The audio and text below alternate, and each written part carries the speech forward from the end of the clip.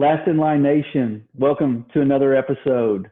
For December, we are turning up the heat here with a theme we call Fuel, Faith Uniting Exceptional Leaders. And today, this week, we're honored. David McGlennen and I have just been introduced, and we just getting to know each other, but doing a little research in his background, I think you guys are going to be extremely blessed and empowered by this session, this episode, because David does a lot of extraordinary things when it comes to training, building, equipping emerging leaders, executive leaders currently already in that role. He's very big into team culture, how to set that up, what it looks like, how to build on it. He has a company called Impact Leadership Consulting, and that's where he really does a lot of that training and speaking. He's been on the stage with John Maxwell, and for those of you that know, that's a big deal. We really think that's cool. He does a podcast called In the Growth Space. So we will get into a little more later of how you can follow David and find him and his resources. But first, let me welcome him. David, thank you. Thanks for coming. Hey, John, it's an honor to be here. Honestly, it's cool to meet new people. And I know our mutual friend, Jeff Hancher, introduced us, and sorry that he couldn't be here today because I know he's not feeling so well. And but grateful to be able to step in. He's got some big shoes to fill, so I may be swimming around in his shoes a little bit, but grateful to be here. Yeah, awesome. Well, just going off briefly what we talked about in your background, what are some other things that you would like to maybe have the audience know about you? Sure. Well, first and foremost, I'm a family man. I've been married for 31 and a half years, and I have 5 amazing children. They're all grown. So my oldest is 28, my youngest is 19. And, one of the things I guess probably that I feel like I'm is a part of who I am is really just a growth path and growing constantly. One of the things that I was taught at a very young age from my dad and my grandfather, 2 incredible influences in my life, is that we have to continue to grow. We have to continue to learn, to grow, and to be more so that we can influence. We can influence people around us. We can influence the culture. We can influence, our lives, our families, our friends, and really help further God's kingdom, quite honestly. Yeah, that's a great vision. That's a great calling.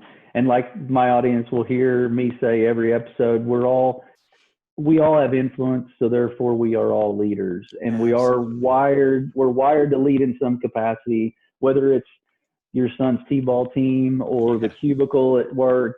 You influence somebody. So, to kind of give more light to this episode and this theme, we call it, we're going to turn up the heat. And I'm an acronym person, and so we like to talk in acronym language. And so turn up the heat is going to be how we as believers sort of spread that throughout and kind of reflect our ambassadorship, if you will, for Christ and as a believer in this community and the society, the sphere of influence that we're in, because we're not in this little bubble, right? We're not called to stay in this bubble. So turning up the heat is about hope. It's about encouragement. It's about accountability, and it's about ultimately transformation. Transformation in ourselves, as well as kind of how we can reach out and touch the world around us and help be a part of that change. So I'm thrilled that you're here. I mean, I see the sign in the background. I can't help but ask. I'm a football guy. So are you with and bleed the Irish? I bleed the Irish, man. I grew up in the state of Indiana, and for the longest time, Lou Holtz is my hero. I love the Irish. Spent a lot of time on the campus. My wife's great uncle was actually a priest there for over 50 years, and so I was blessed once we got married to be able to get up onto the campus, occasionally go to a football game, sit with the priests. So I had to kind of behave myself a little bit. Sit up But straight. yeah, sit up straight. But I tell you what, they've got great seats. You know, before the stadium was expanded, their seats were basically right on the 50-yard line underneath the press box. If you remember where that was, and I mean, so it could be raining, it could be snowing. They're sitting there high and dry with a great view of the field. So I've sat in those seats a few times, and it was quite a privilege. But yeah, I do love Notre Dame. So, Not but everybody can say that.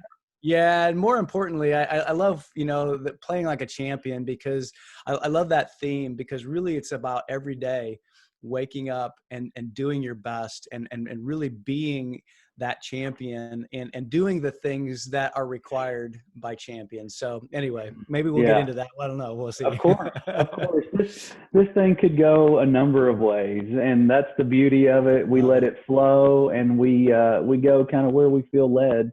And you know, it does kind of lead us into starting to dig into this, because every day is a choice, and so we determine what happens by how, you know, what we decide in that moment and starting out our mornings. And so, you know, we'll start with hope, you know, without going into a bunch of, you know, detail around our environment or what we're seeing with COVID and with some of the ways it is impacting people's psyche.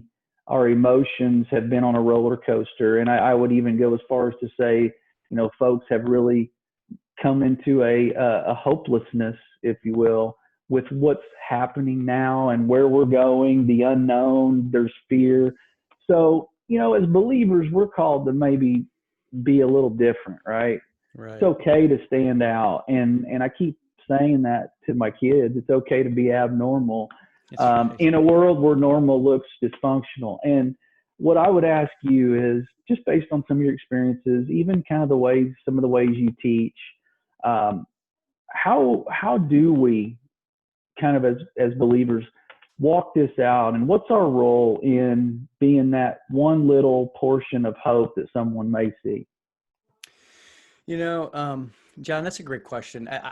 To me, I think that um, focusing on gratitude is the thing that will separate us from the world. And I think that the things that we can be grateful for are like endless. And for me, I start my mornings off with gratitude. I do a morning journaling ritual where I journal and I focus on gratitude. And so I think to bring hope to our world, we have to look and focus on the things that are right. I think our humanness and in our flesh, we're like drawn to focus on the things that are wrong. Mm-hmm. And what's wrong with the world and what's wrong with the situations.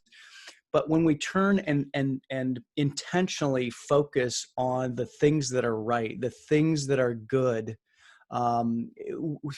we can then transform our heart and transform our attitude so that we can be that beacon of hope. So to me, I think it all starts with gratitude. And, you know, as believers, let's face it, we have the most to be grateful for of anyone on the planet, because we have a Savior. We have a God who loves us, who's rescued us, who has given us not only just a hope here on earth, but a future hope to be, you know, and man, I mean, if you can't get excited about that, we got to check your pulse, man. Right. I agree. I mean, I think it's definitely where it starts. And I'm working on another project that kind of breaks down some practical steps on how to win. And that's the first part of it, is the journal of joy is what I call it. So yeah, if you can acknowledge and really kind of let that soak in some of the perspective of what's good, what we're grateful for, and how it can be a lot worse, you know. So as believers, when we go into an environment, you know, whether it's work, school, athletics, whatever it is, that environment's not always going to be really full of that hopeful light that we're talking about. So how can Yeah. we change that environment? You know, I'm not saying we go in and we're just automatically just radically changing an environment, but how can we keep from being maybe transformed by the environment? How can we walk in and be part of the transformation in that? And we're not going to get into, so transformations at the end, but I want to know what you think about how do we step into an environment and maybe help change it, not be changed by it. Yeah.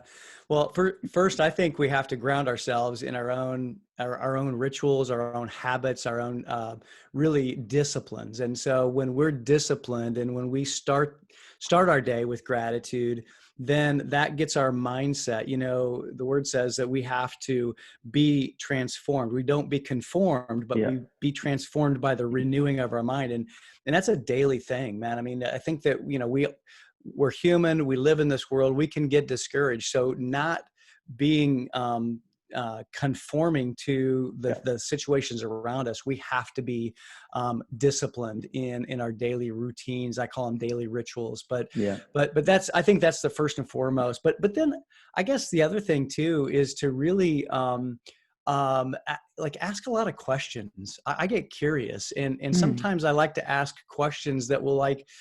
I call it putting a stone in somebody's shoe. You know, they may not necessarily have the answer for it, for a question, like, how did you come to that conclusion? You know, if somebody says, oh gosh, the world, you know, or, you know, this office or this business or this team or whatever is, you know, is horrible, or whatever the situation is. Well, how did you come to that conclusion? I love just asking a lot of questions and being curious, and not necessarily not because I want to hear a quote right answer. I just want them to think about it. And I like having planting seeds so that others can think about it. And I think those seeds, then the seeds of questions and the seeds of inquiry help our minds to be transformed, and also to think about things in a new way. Yeah, agreed. And I think it's important to, you know, it sounds like what you're saying is, you know, stimulate their thinking and thought process, because they are, like you said, it's a reflex to kind of go the negative route. And if you're that little rock in the shoe, maybe it stimulates a way that they can maybe re-examine some of their perspective and say, wait, did I just kind of go this way because everybody else did and it felt natural? And why did I? So then the more that they pour into kind of some intentional thought behind it, I think, hey, that could drive some change in the other direction. I think that's a great point. Do you have any examples? So, you know, let's assume that you're human, and let's assume that not every day is roses, and you've had some challenges, and maybe you've had some hopeless situations. Tell us about one maybe that you could turn around, or that you have turned around, or some of the ways that maybe you kind of had some stinking thinking and then eventually caught yourself. Because I think we have a lot of people out there just like me that not every day we wake up. Yes, we may do our rituals or our routine, but then middle of the day life happens. Yeah. You know, so give us kind of an example.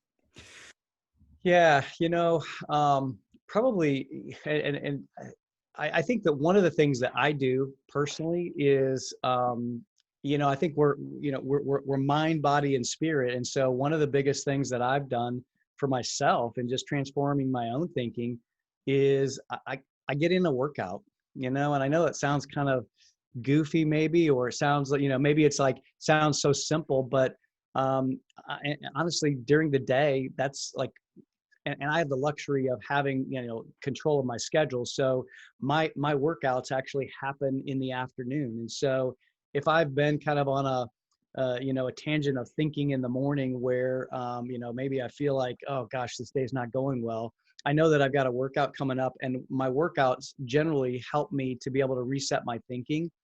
And so I know that's not necessarily like specific, but I can tell you on days where, you know, it's gloomy outside, it's rainy, maybe I, you know, get a call from a client or a prospect that says, hey, we're not going to go with you right now. We're not going to, you know, not going to move forward.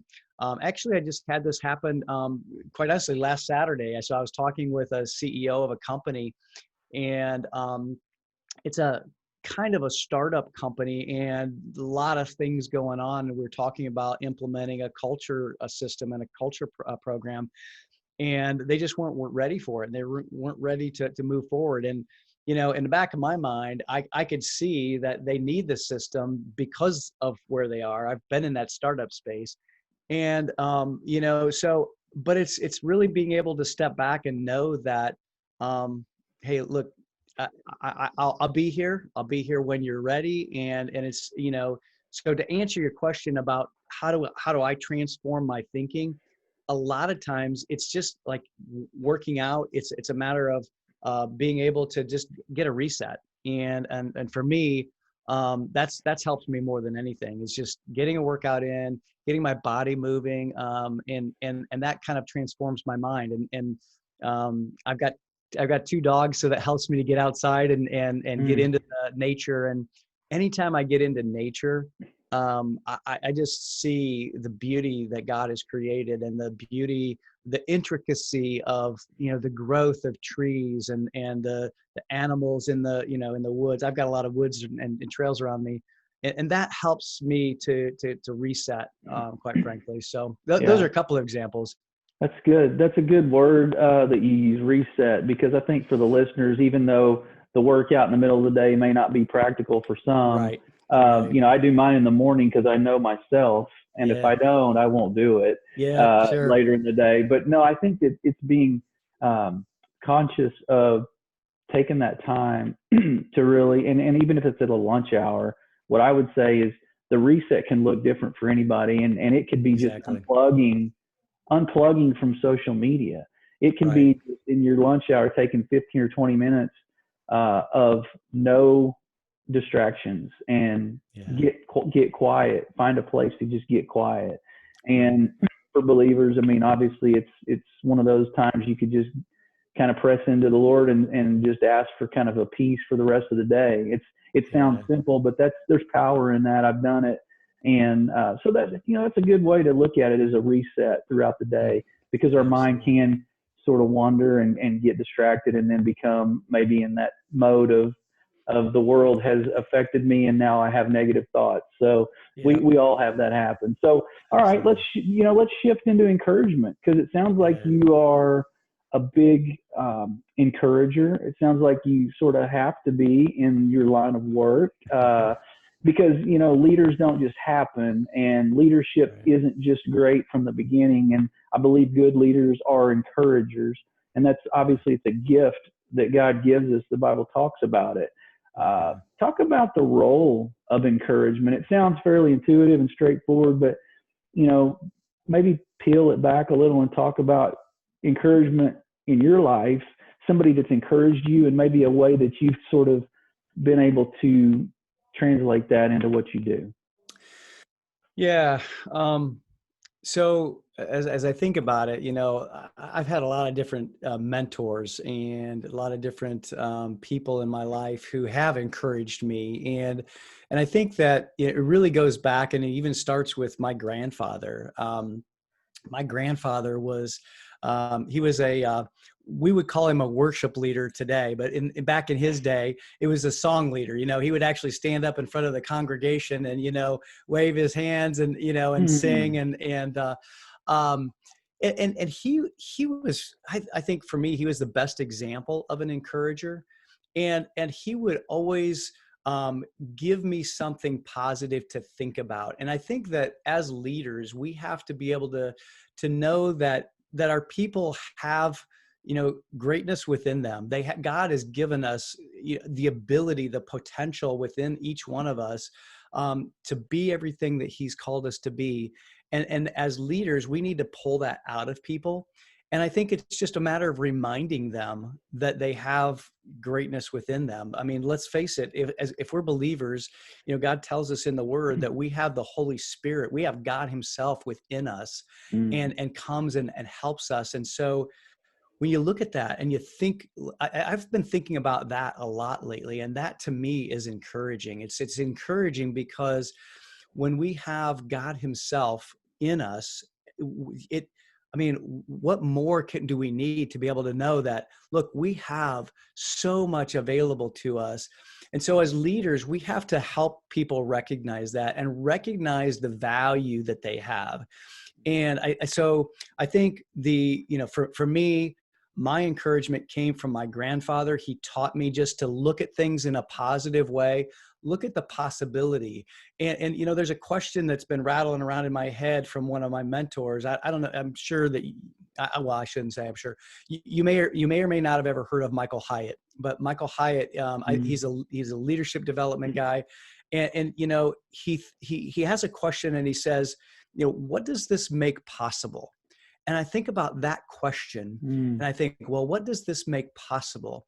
And when I think of possibilities, then I can engage the imagination that God gave me and say, well, you know, what does this make possible? Well, this could make this possible, or, you know, this could make, you know, this business deal go well, or, you know, this relationship in my family go better. And it gives me the opportunity to look at options and really give me, you know, a bigger picture. And so many times, I think when we get discouraged, we look at the details and we get focused on only like one thing. You know, we look at the bad thing and we're saying, oh my gosh, you know, look at that, you know, and then we start spiraling down from there. But when we peel back and we step back and we maybe have somebody in our lives that will ask us the question, you know, what does this make possible? What does this maybe negative situation actually make possible for you or for your family or for your business?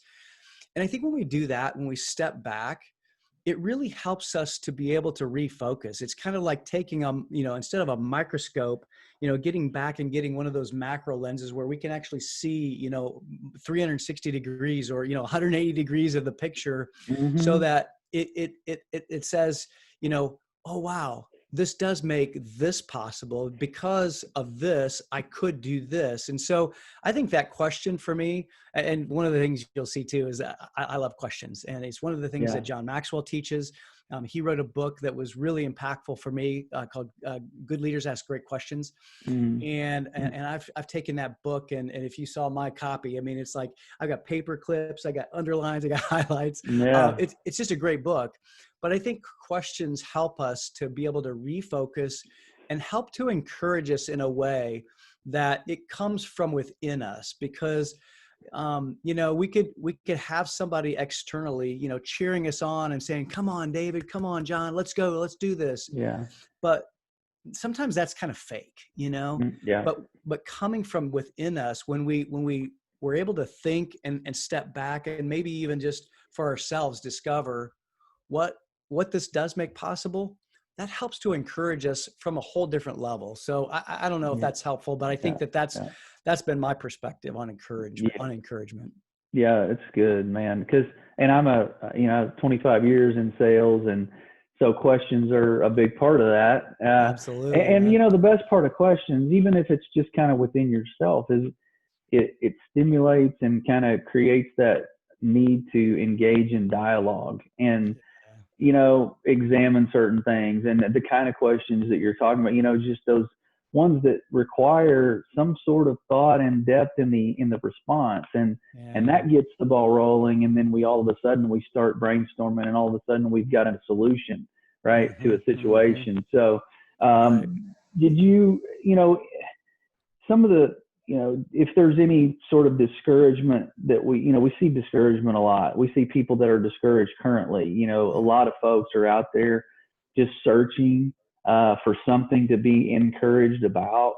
You know, is there one thing you could maybe give as an example where there was everything about a situation on the surface really was discouraging, or really looked hopeless, or really kind of felt like there's really no good outcome here? Do you have anything that comes to mind where you just sort of said, wait a minute? And going back to what you know, what does this make possible? Give the listener something tangible and practical that maybe they can say, well, this guy, man, he feels the same as me, and he had this situation just like I did. Yeah, absolutely. As a matter of fact, as you were just saying that, something that popped into my head that I honestly hadn't thought about for a while. So I'll tell you a little story. So in December of 2008, matter of fact, December 20th of 2008. So 5 days before Christmas, I got an email letting me know that I was being terminated from my employment. And I was with a company that, I was in the wellness space. I was in the insurance industry for a long time. I was in business development. And so kind of a long story short, I got fired basically on the 20th, and not really for anything that I did. I was being honest with our CEO, who didn't like my honesty and about the market perspectives and things like that. Well, what happened then? So first and foremost, 5 days before Christmas, at the time, I didn't have a lot of savings. I had just moved from the state of Indiana to Pennsylvania, where I live today. And, I had 5 kids. I think at the time, I had a couple of teenagers. And I was really discouraged because I'm thinking, oh my gosh, I had only moved to Pennsylvania maybe a few years prior for another job. And this was a job that I loved. I loved being in the wellness space. And so I was really discouraged because A, I didn't have a lot of savings. B, it was around Christmas time. And I'm thinking, how am I going to get another job around Christmas time? So really for a couple of weeks, I was like, not sure what was going to happen and where things were going to go. But honestly, on January 2nd, I was sitting in a boardroom or conference room of the guy that used to be my boss at that same company. He had started his own company, and it was a startup. And so basically he said, hey, I've got a little bit of investment capital. I don't know what it's going to take to just basically pay your expenses to, keep a roof over your head and put food on your table for the kids. But whatever that is, let me know what that is. And then I can pay you that as a consulting fee while we get started. And then, give you some upside on on your sales and then he gave me a piece of the company, which at the time was basically worth zero. Wow. So that discouragement in matter of just a couple of weeks turned into hope. And that hope was that, hey, I have an opportunity here. And, now we have to do something with that opportunity. It's not like, pie in the sky, like, all of a sudden God puts something on your plate and it's like, bing. I mean, it took it took 5 years. God blessed us. I can tell you story after story after story about how we prayed over that business. He was a believer, and we had what we called our push list, and our push list was pray until something happened. So they were our prospects that we just kept praying and praying until something happens, whether they dropped off our list or they became clients. And I can't tell you how many of that push list became clients. Some of them were a couple of years in praying, and it wasn't like immediately. So I think that for me was a pivotal time in my life where I was losing hope, and I was losing losing sleep too. You have kids to feed, you have, kids in school, and and my wife didn't work outside the home. I tell people she worked harder than I ever will. She was a full-time mom. And I get it. You know what? Yeah. So, but I felt like at the time, I ramped up my prayers, and I was really looking for opportunities that would give me that hope. And God brought into my path the guy who I had reported to, and we stayed connected, of course, after he started his company. And it just it just happened that God put me in his path for a reason. And that then gave me a glimmer of hope, and it gave me an opportunity to work hard and really work towards a goal. So I think that, that my biggest thing is stay connected with people, and people and relationships can give us encouragement. They can give us hope and encouragement because we need each other. I mean, we need each other when we're down, when we're maybe without hope. Other people who are around us can actually help us and build us up. And so, anyway, that would be my encouragement. I know that's good. Kind of a long-winded answer, but it's exactly what I was looking for. I mean, that is really practical, and it's a real world. It's every day, something similar to that. And, for the listeners that maybe are kicking the tires on their spirituality, and maybe they consider themselves a believer but really don't know what that looks like in practical world to, everyday life. And what do I do with that? And is it a roller coaster ride that's really exhilarating for a time, but then I just get off of it if it's not working out? This is a way of life. This is who we are. This is, encouragement is designed to not be so fleeting, because if it really becomes part of the fabric of who we are as believers, it's not easily wavering, is what I'm getting at. So that's what my message would be. What I took from that story is you just kind of had that ingrained in you, and you knew something based on your prayer life and some of the ways that you press into the Lord. Like, you kind of knew that something was going to be okay, and you knew that it was going to develop. And I love the push list, by the way. That's pretty cool. That could apply to any area of life, and really, in reality, push until or pray until something happens. And I think that's a way to look at it. And I just love that story. So the listeners, I believe, benefited from that in a big way. So transitioning to accountability, what a great segue. You talked about having people in your life that kind of can rally around you. And what I call accountability is really trusting someone enough, another person enough to let them hold the mirror is the way that I put it. And just kind of let you examine, look at they're not afraid to make you look at yourself. And, in a good way, a healthy way. And we, as believers, we need that. And I would say the more people I talk to, the more crucial as sort of a pillar in our faith that accountability is. Everyone kind of comes back to the accountability piece. Talk about how that's, in addition to what you talked about in that story, is it you've got 10 or 12 people that you can really look to and call in a moment's notice, or is it be thankful that you have one or two? Like, talk about that and accountability people in your life.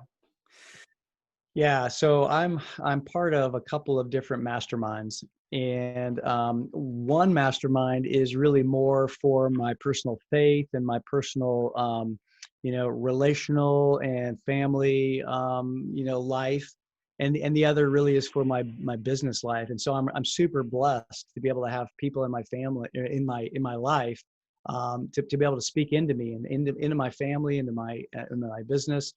And so I think that, you don't have to always have, 10 or 12 people.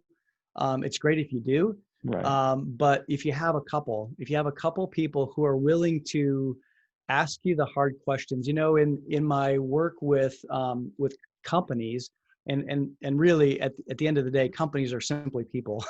It's we think that, there's this company and it's this name, but really it's the people that make up the company. But in that work, I work with cultures, and I talk about cultures are essentially how we do things around here, and it's about behaviors. And so I focus in on fundamentals, or the things that are fundamental to our success. And two of those fundamentals that I believe always rise to the surface, especially when it comes to accountability.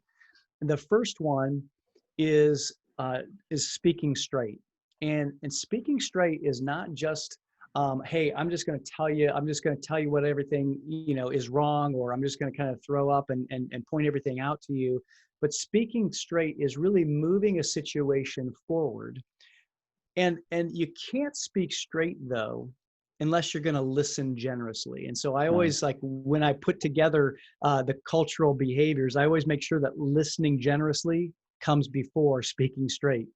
Yeah. And because so many times, my dad used to have this saying, and I'm sure you've heard it, look, God gave us 2 ears and 1 mouth. So listen twice as much as you talk. And if you've been in sales, you probably heard that in that context as well. Yeah. But I think that in our environment today, right now, that from an accountability perspective, the best thing that we can do is listen to people. Let's face it. We've got, I don't have my phone in front of me, but we have phones, and we have technology that take our distractions and give us distractions. And so when we're focused on the individual, and when we really listen, get the stuff out of our head and listen to what they're saying, that kind of listening gives trust, and then that trust allows us to speak into their lives from an accountability perspective. So I have two groups of people that I trust enough to be able to do that, and it takes a Mm-hmm. little bit of time to build that. Mm-hmm. But honestly, it's invaluable. It is invaluable to have people asking you hard questions.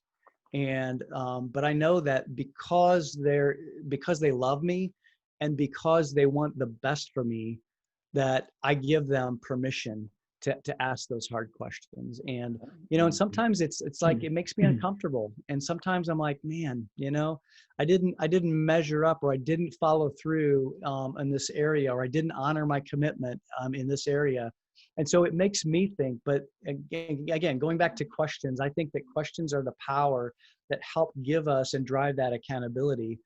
I've got a mentor who asks me questions, and he asks me questions more than he tells me things, and that for me helps me more than anything. And so, from an accountability perspective, I think the biggest thing that we can do is find people that we can trust, that will listen to us, and then will speak straight. And those two things, that listening generously and then speaking straight, are two behaviors that I think are powerful when it comes to accountability. Yes. Yeah. So good. So good. And when you're talking about phones and distractions, and I feel like social media has made us think that we're good listeners because we're reading what somebody posts. Yeah, I think it's taken the art out of really listening to a verbal exchange. And exactly. I think, I don't want to sound like the old get off my lawn guy, but, I would think that the generations behind us have not really mastered the ability to have that dialogue where it really takes effort to listen and be a good listener. And like you said, listen generously. So there's art to that. There's value in it. The accountability piece is really good because I call it, it really is giving somebody an open invitation, a standing invite, to Yeah, really remind you of the blind spots that are out there, because we really have those. absolutely. Those are a real thing, Yeah, blind spots for in sure. life. And when we can't see those, we need that person to sort of step in and say, I know you didn't ask me, but Hmm. you sort of invited me on a regular basis to let you know what I see. And I Yeah, appreciate those people. yeah, Like for I said, sure. one or two is really good. If you've got two Absolutely. groups of them, that's just kind of the dream, right? That's Yeah, You're ahead of the yeah. game that way. Yeah, and it's taken a little bit of time to develop that too, to be honest. But it is. I mean, it's so you just having one or two people to be able to show you your blind spots, and that takes courage. I mean, it really Hmm. does. It takes courage to be able to say, Yeah. "Hey, John, have you thought about this?" Or I don't know if you can see this or not, but this is what I see from my perspective. Mm. Man, and being the person who's holding someone else accountable, I think we have to be willing to be, to have our questions or our comments and our perspective kind of not taken, or have some Hmm. some tension, because sometimes when we get called out on something, there's something that gets stirred up within us, and it's powerful. And at the moment, I can think of, if I don't know how much time we have, but I've Yeah. got Yeah. another Go. little quick story, Yeah. because Go. one of my sons, he's 22. He's super disciplined, and he took over my accounting work for bookkeeping work for my company. And he's learned accounting, and believe it or not, he's a musician. So go figure. He hated Awesome. math, but he's but Awesome. he's he, adding and subtracting, he's super great at. But earlier this year, he called me out on something, and I was like, to be perfectly frank, it ticked me off. It ticked me off, and it made me mad.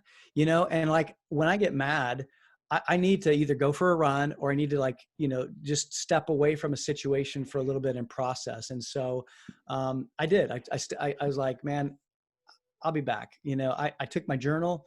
I went, took my car, and this was during COVID. So this was like in the summer, and I went to a park, and I just journaled, man. And I was just like, like, why is this ticking me off so much? Why is this making me angry? And then I was, just processing it. And then what I did is, because I know me, when I get angry, and I know that I need to apologize, I Yeah. can get emotional. And so I basically wrote out my apology to him, because I came back and I just shared with him from my heart, the things that I processed, and the things, why it made me mad. But he was right, and I let him know that, and thankfully Mm. we've got this great relationship, Wow. and he was so grateful that I was able to process it and then also come back to him. And to me, it was a great opportunity, even though it wasn't fun and I hated it. Yeah. um, it was a good opportunity for me to actually demonstrate when I'm not doing something, well. And I was able to process it. I was able to be angry in the moment, but also then come back and really have a dialogue. And when I have calmed down and really recognized, look, you're right. And Hmm.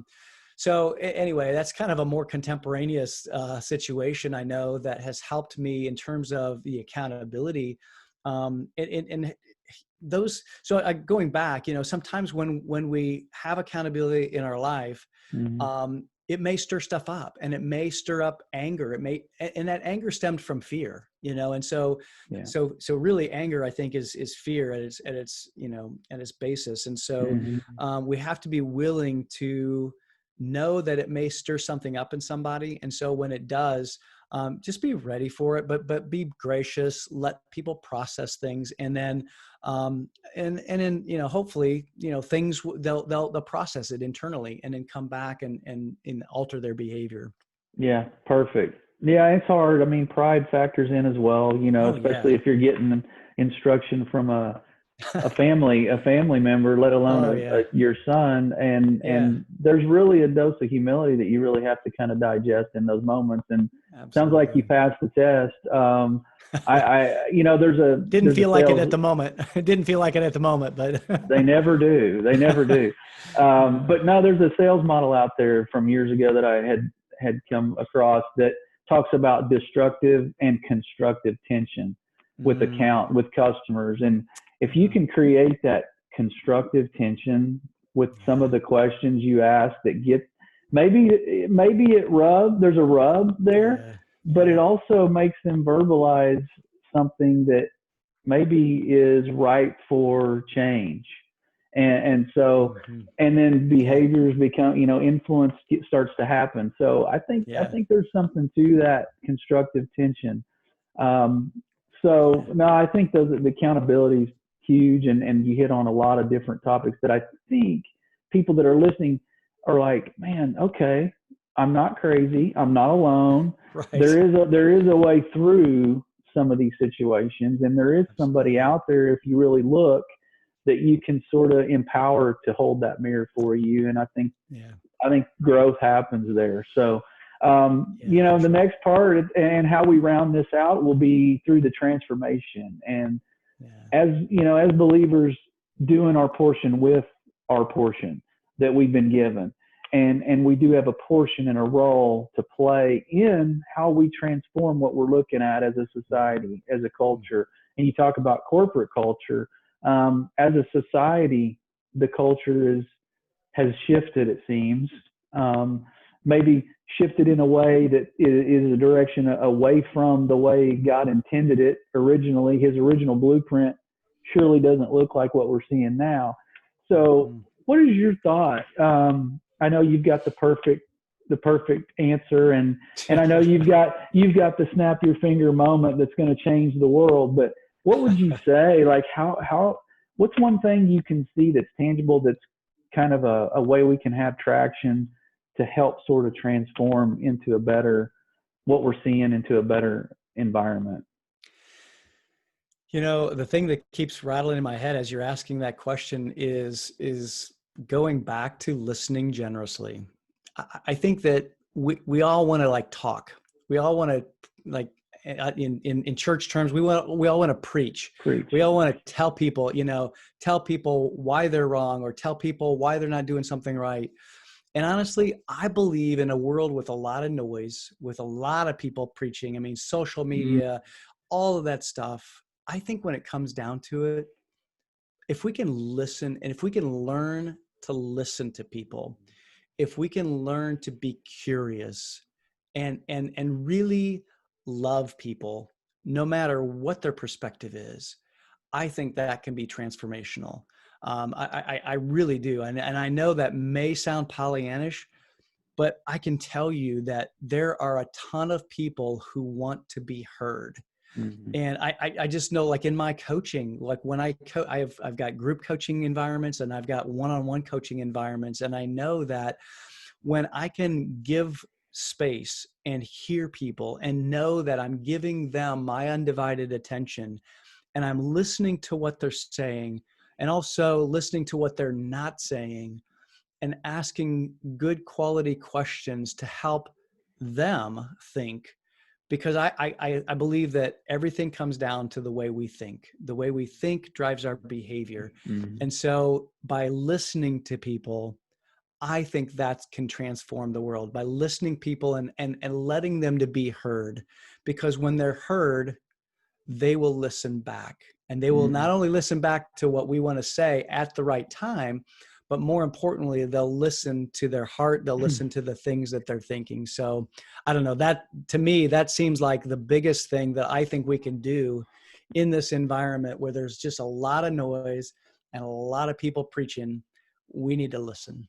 That's good. That's good. And it's spot on. I mean, regardless of whether, what I always say to my family, and they get tired of this, but regardless of your buy-in of this concept, it doesn't change the truth of it, the magnitude of it. Just because you don't buy in doesn't mean it's not true. So if there's people that are like, I don't know, that sounds like, no, it's true. It is a truth. The listening's true. That is going to be how we change. I mean, it's going to cross racial boundaries. It's going to cross socioeconomic, gender, whatever. That's pretty much everything seems to be divisive these days. I think it's going to get us back, to a baseline that can actually transform a situation. And man, I did, and you don't have to be a professional. You don't have to take 10 courses on listening to really be a good listener. Like you just have to have a heart to hear what somebody's saying, and a desire to know, to get in their skin. What other way are you going to climb in their situation, in their skin, other than to hear what that's like? So we've got to hear it from them. And man, I agree 100%. So as leaders, we're going to create positive change through our listening. But, one more question for you, and I asked this on the last episode last month, and I think it's a good question to kind of go forward, and it's off script. I do that all the time, off script. And I'm sure my audience or my interview folks don't appreciate it, but I love it. What is aside from listening, because that's what I'm going to take away from when I think about you, I'm going to think of good listener and how important that is to you. But aside from that, what is your leadership footprint going to look like? Like, what are we going to look back and say, no, David McGlennen traveled this path, and this is how I know it? Yeah. I think for me, it stems from, I guess the thing that comes up is really like my personal discipline, and it's taking discipline, but also care for other people. And it's, like I love to be disciplined in the things that I do. There are certain areas that I'm not as disciplined in, but I think, for me, like what I hope is my legacy is a care for people, and then a discipline in my life, and just being able to be consistent. And I think that if we're consistent, and if we are consistent in our own discipline in our own lives, then I think that can lead, and that can influence beyond what our words say. You know, I really do believe that being disciplined and really the power of consistency is something that, at least I hope is my leadership legacy. It's really is, you know, being able to be consistent, but being consistent about caring for other people, and also a thirst for continual growth. I mean, you know, I think if we're not growing, we're dying, you know, and we have to continue to grow. And that means being challenged in our thinking. And you know, we were programmed at you know, from 0 to 7 or 8, we're being programmed by the environment we're around, the people, our parents, our family. And when we get older, there are things that challenge that programming. And so being able to be willing to face that, and that's where our growth happens, is to continually challenge that. Now, we might not necessarily always change our beliefs, but if we challenge those and we look at them, then either it's going to do one of two things. We're going to change our beliefs and maybe say, hey, I don't think that's, you know, maybe that's not quite right. Or, man, that's more right than anything. And I got to go deep on that, and I got to go hard on that. And so I think that just continuing to grow, I don't know if that's going to answer your question or not, but I think that constant growth process is one that is going to take us far as leaders. It's going to really help us to be better leaders, because when we're willing to be challenged, when we're willing to challenge ourselves and continue to grow, that's when I think that we'll really leave a great legacy for leadership and the people that are around us.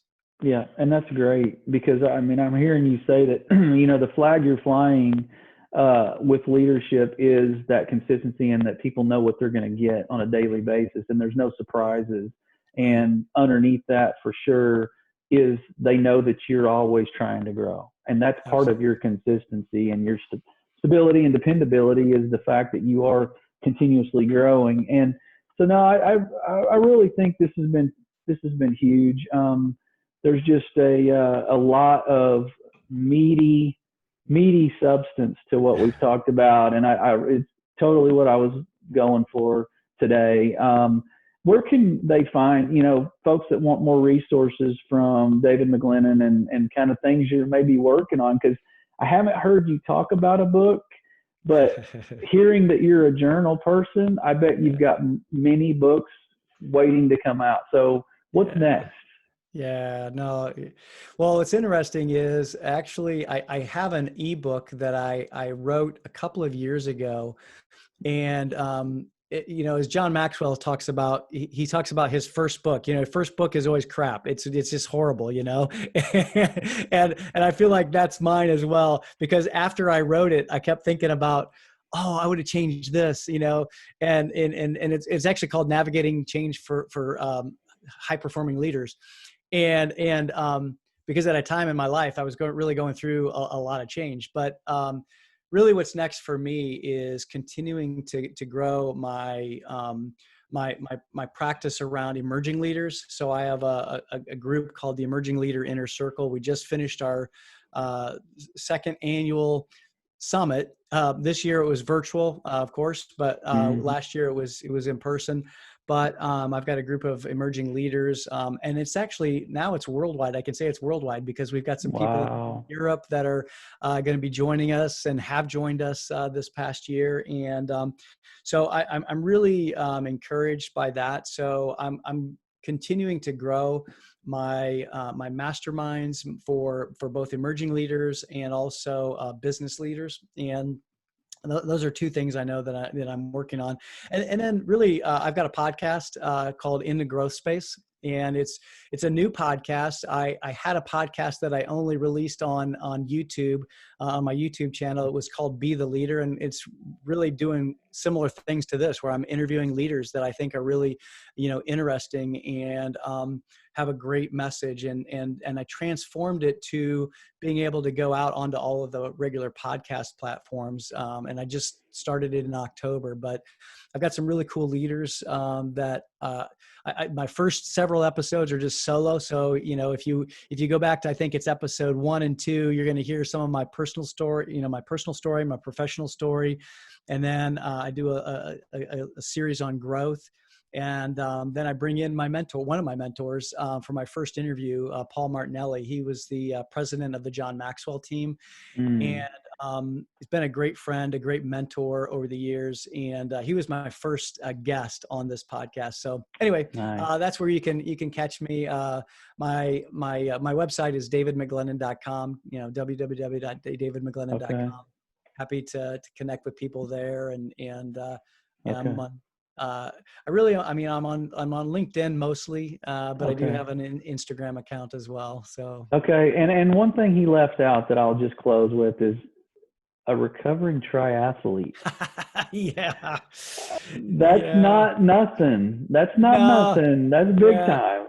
Well, I did triathlons for a number of years, like over 15 years. And, I went off the deep end, man. My disciplined personality, and some might say my, addictive personality. Like, I went off the deep end. I did a sprint triathlon back in 1996, and I crossed the finish line, and it was like a drug like no other, man. And I just went from there, and then had a workout buddy and did multiple triathlons. I think I've done 7 half Ironman distance triathlons, and I love the sport. It's just amazing. I was never super fast, never super great, but I just loved it because I was always continuing to better myself. I mean, I was competing against myself. And so I guess that's why I love growth, because I always wanted to continue to improve and get better. And I had a workout partner that I literally am looking in my office at a picture where we were literally 3 seconds apart. And I always say that in that particular race, I didn't put socks on in the transition from from swimming to biking and biking to running, and I just went without them. Had a heck of a blister, but man, 3 seconds, I won. They can't take that away. They can't take that away from you. That's right. Oh, but pain is temporary. Pride is forever, man. Telling you, man. But hey, without even knowing it, you just went into more accountability. Like, if you hadn't had a workout partner, could you have really pulled off all of those, So that's just a picture of it right there. He would have never experienced some of that possibly without that solid accountability. So it's been great, man. I really appreciate you pivoting and really reacting on literally a last moment's notice. And it couldn't have gone better. And I'm blessed, and I hope the listeners are. So I really appreciate it very much. Thank you, Hopefully John. we can stay connected. It's been great to be with you, man, and I really appreciate the conversation, and I hope it's beneficial for your audience for sure. Absolutely. So you heard it. He's not new at this. His life is spent daily equipping and empowering new leaders, existing leaders. So he knows what he's talking about, and he's got the main things, and he keeps his faith in the center of all that. So I hope you understand that you are a leader. I hope you can grab onto that. And I hope that you can grab onto the fact that there is always growth to happen, that listening is paramount, and just having those thoughts that the can-do perspective, and turning situations into possibilities that may seem discouraging. So I hope you can take away those things. So until next time, it was good to be here with you again. And until next time, be blessed.